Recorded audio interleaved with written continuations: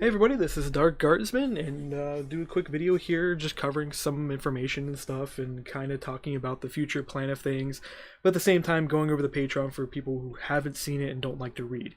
So this is the Patron, basically slash Dark Cow. For those who don't know, I do go by the username Dark Cow most of the time, even though the YouTube channel is Dark Guardsman, and you will see the username Dark Guardsman more often on my profiles than you will see Dark Cow. That name was changed here a few years ago, and I like going by it more often because one, it's shorter, two, I kind of want to emphasize I prefer to be called Dark over anything else.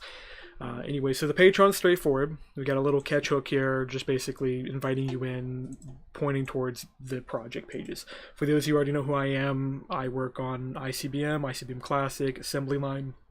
I'm pretty much the guy who took over Universal Electricity, although on the note of the ideal of takeover, I was one of the founders of Universal Electricity. I helped Calclavia make Universal Electricity. I was just in the background all the time because I didn't like attention. I didn't want anybody to really know I existed at the time, and I didn't like to be in the face front of everything. I still kind of don't. It's the reason why you don't see me make a huge amount of videos or stream a lot or do stuff like that, is that I'm kind of slightly, what's the word, introvert? Not exactly fully, but you get the idea. So yeah, I make a lot of mods. I make a lot of single block mods for this. Some of you might actually know the single blocks mods more often. They're things like wooden shears, wooden buckets are the ones that actually have the really high download rates, unlike ICBM. ICBM used to get really cool download rates back in 2013 and before. It had like in the millions. Now it barely hits 100,000 on Curse. You guys can go check the numbers and stuff. So who am I? So I'm a professional programmer, is basically what I am now. When I started modding, I was not. I was basically somebody right out of high school. I started picking up modding in 2010, didn't take it seriously until about the summer of 2011. That's when I kind of ran into Calclavia and started helping him out. And then when I was helping him out, I decided, you know what, let's just actually start the mod for serious and start making, well, I wouldn't say serious, start modding as a hobby. Because before then, I was just kind of doing it to toy with stuff. I was just messing with code, kind of learning how to think. Of course, my first mod, this will be surprising for some people to know, my first mod I ever made was a Dirt to Diamond mod. Now, this is back in 2010, before Forge existed, before Mod Loader existed, before any of that stuff. So this was an actual base edit to the game. This is actually back before they had obfuscation, really, on the code, so you actually could read the code a little bit, although it wasn't long after that they started actually fully obfuscating the code as well, so I got like a little short window in there. But yeah, Dirt Diamonds was that first mod. So yeah, modding since 2010, that basically means I've been modding for, I want to say 7 years. This is usually the number I tell people because I didn't seriously hit modding until the summer, so technically we're close to 7 years. If you do the math, it's weird. So beyond that, so making mods for a long time, helped Calclavia start with things. What I am now, though, is I'm the head developer and founder of BuiltBrokenModding and Gaming. I kind of made the organization of BuiltBroken back when I was still working with Calclavia back in either 2013, 2014. I didn't keep dates on anything. I think there's a video and a couple scripts out here I've written that actually do this better, and we're just kind of hitting over things to kind of cover the Patron.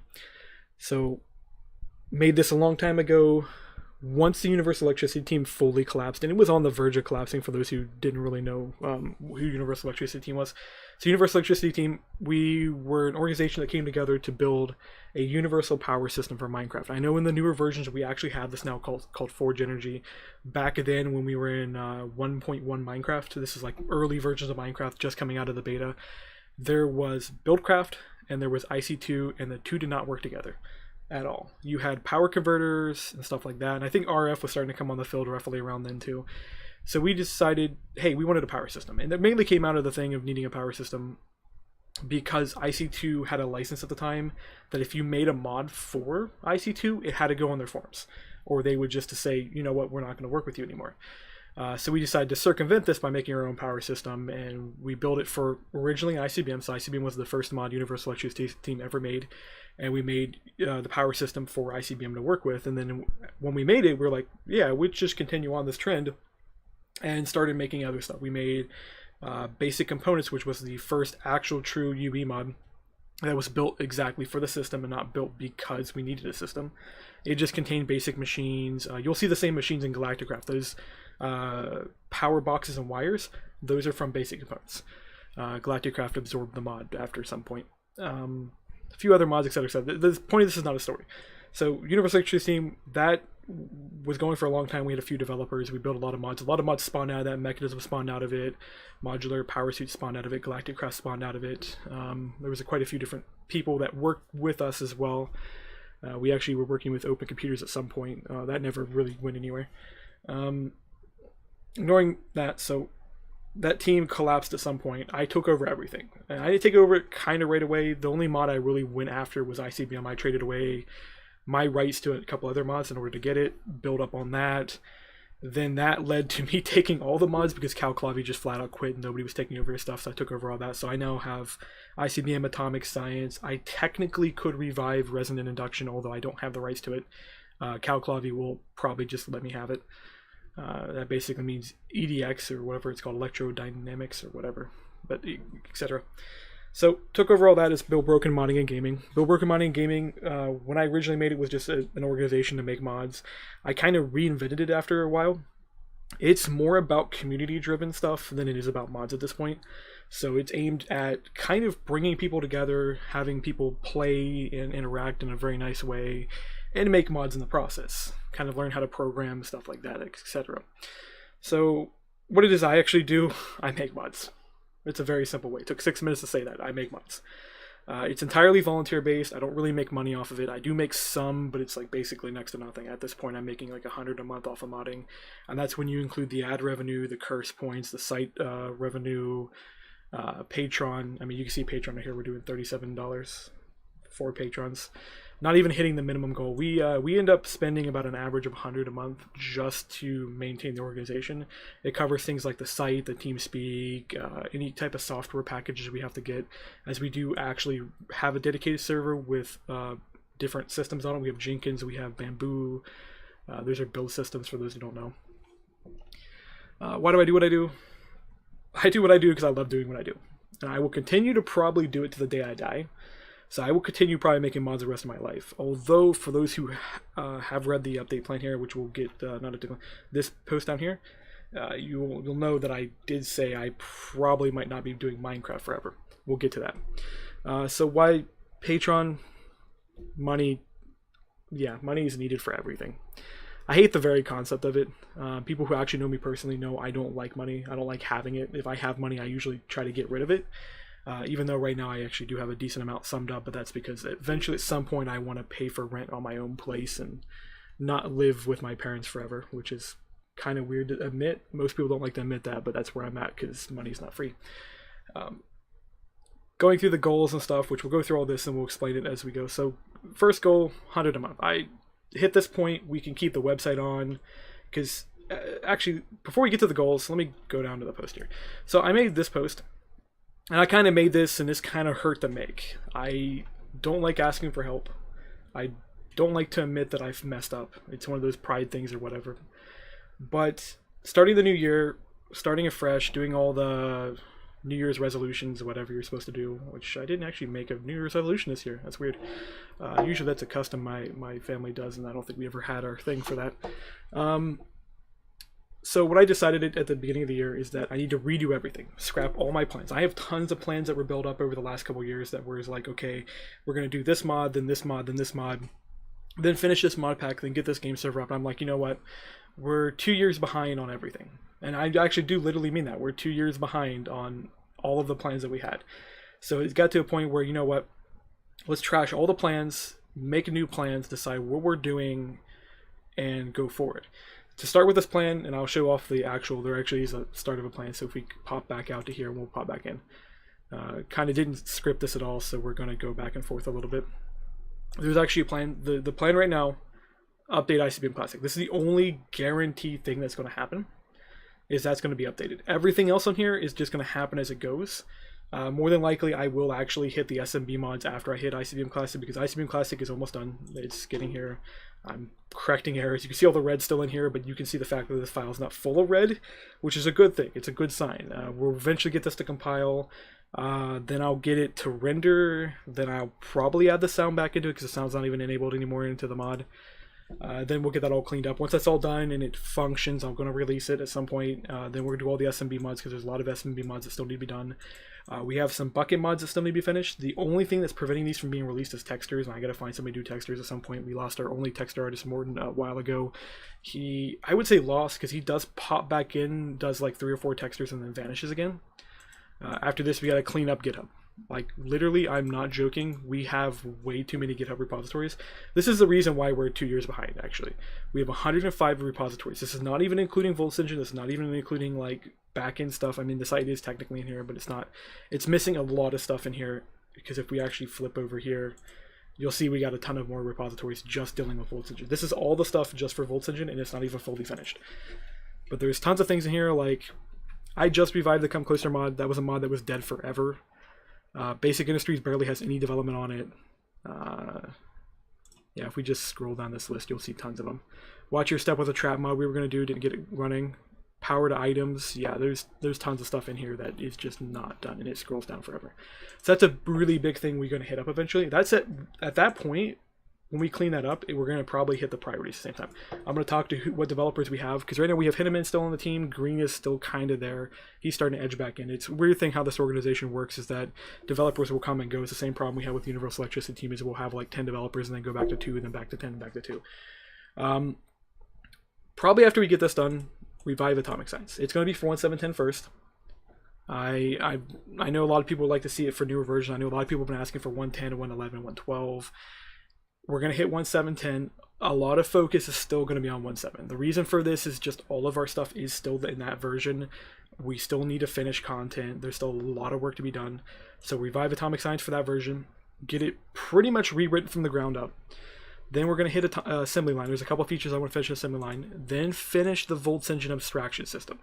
There's a port for the JSON port for it, and then the abstraction system at some point. Yeah, abstraction system down here. So this will fix a lot of issues with items for those who actually have been having issues with items. There's too many items. Some items are not useful, some don't have recipes. This will fix that. It's just been one of those things where I'm going to have to sit down for an entire week and just do it. It takes that long.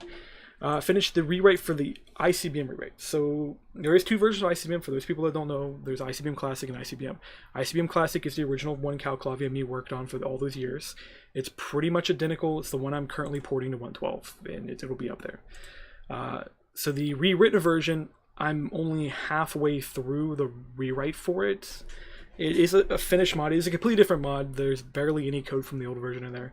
But I need to finish rewriting it for the JSON stuff, and I need to finish rewriting for the abstraction system. So these 2 are actually probably going to be completed at the same exact time. And the reason why we're heading for the abstraction system is effectively, once I finish this, ICBM will no longer depend on Minecraft code, which will be beautiful. It means that when we hit a bump in the road, like 1.13 is coming up here and they're going to get rid of certain things again. So we're going to have the same problem with 1.7 and 1.8. There was a huge bump of a whole bunch of content change. 1.12 to 13 is going to have the same problem again. And it's going to be a nightmare all over again.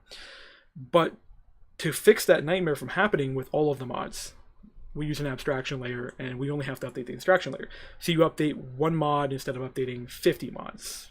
If it makes sense for you guys. That's a really huge thing that when we get done will be massive difference. It literally will save me 80% of the time, and we won't have this issue where it took me 3 years from 1.7 to get to 1.12. Well, I wouldn't say 3 years. 1.7's been out for 3 years. 1.12 has been a couple months or so. It's been a while. That's the easy way to put it.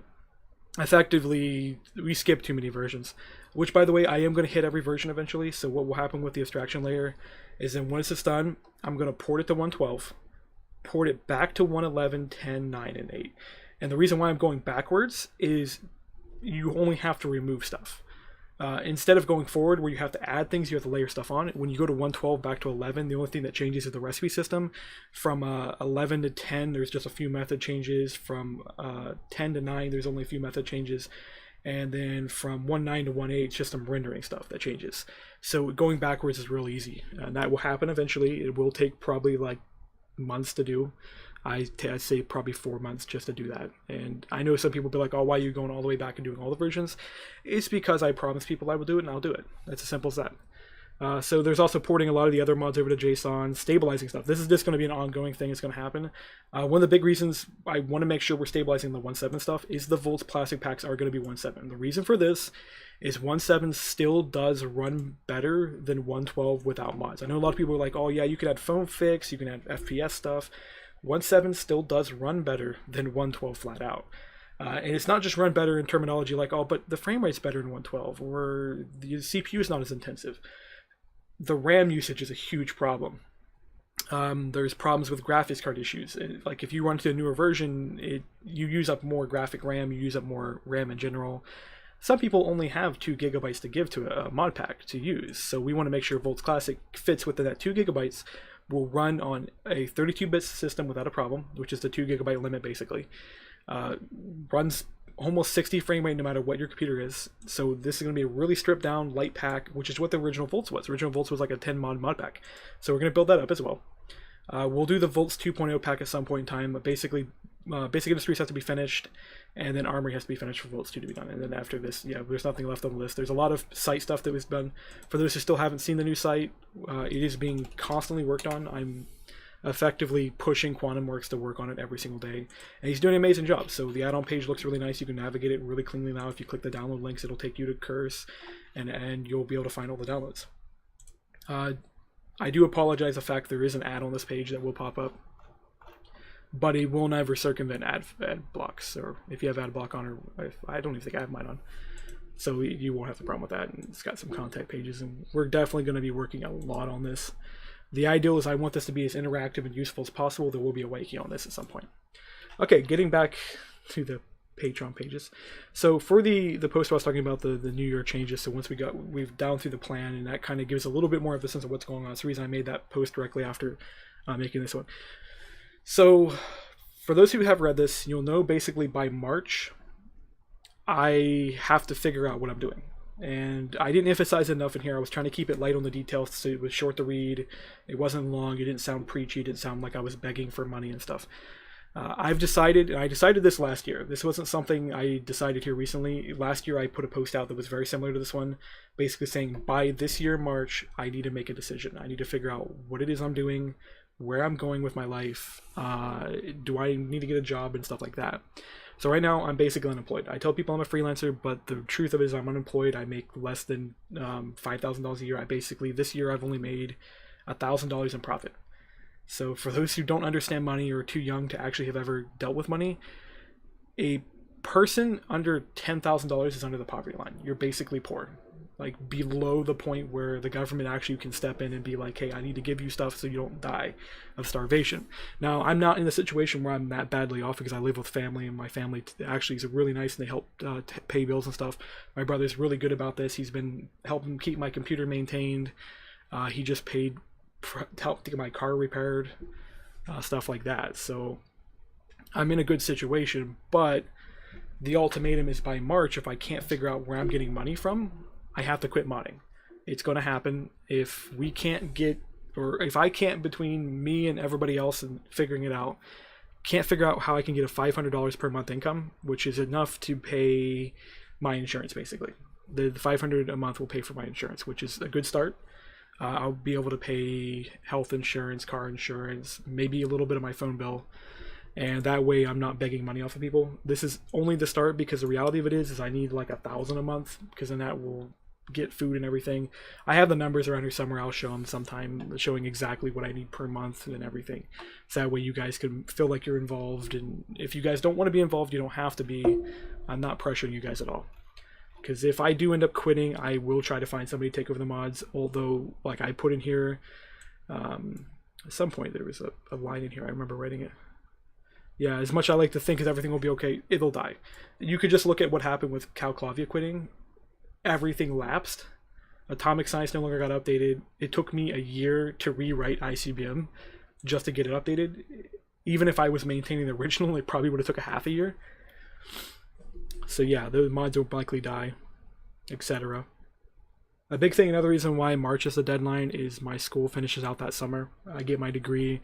At that point, I should be able to get a job. So if we can't get the 500, I go get a full-time job, which basically means I'll be working over 40 hours a week, which means I will not have time to mod. Well, won't have time to mod and have a social life. So technically, yeah, I feel bad for saying that, but it's the truth. Is that I could technically still mod a couple hours a day, but it's not going to happen. Yeah. So that's all the Patreon stuff. I think I did mention something about Twitter at some point. Yeah, so for those who don't know where the Twitter is, I do put updates on here. I will be posting constantly the links to Patreon and the videos and everything on Twitter. So Dark Guardsman is the Twitter. Patreon is Dark Cow, etc., etc. As for people who probably watched into this and wonder how long it's going to take to finish the 1.12 update for ICBM Classic, I want to say another week or two. It's going really well. The biggest hindering point is even if I clear all the compilers and get it running, I still have to do all the renders again. I have to do all the recipes. I still have to fix all the sounds. The graphics will probably take me a week alone. And that's if I keep consistently on it and keep consistently on it, which I'm trying.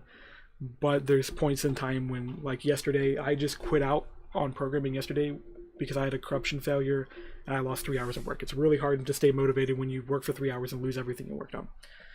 But to try to stay cheerful, things are going good. Mods are getting updated. I'm pretty sure we'll be able to make this work. We'll be able to get to my goal for Patron without a problem. And by the way, for those who do want to support, you don't have to just give money. You can share the Patreon page, be like, hey, so-and-so is looking for support. You can share the mods. I'd rather you guys share the mods, download the mods, make mod packs, than donate me $1. Because that way on Curse, which I'll go pop over to Curse and show you how this works. For those who don't know how the reward store works on here, I get points on the reward store. The points turn into money. So I got 900 points. This is from like the last couple weeks. Basically, you can see exactly what I'm making right now, which is 38 points, which is averages to 40 when you consider the fact 2 days a week I get 50. So that's 40 points. Each point is worth 5 cents. So if you do 40 times 0.05, I make about $2 a day, which if you times by 30, I make somewhere about between 50 and 60. It depends on the month.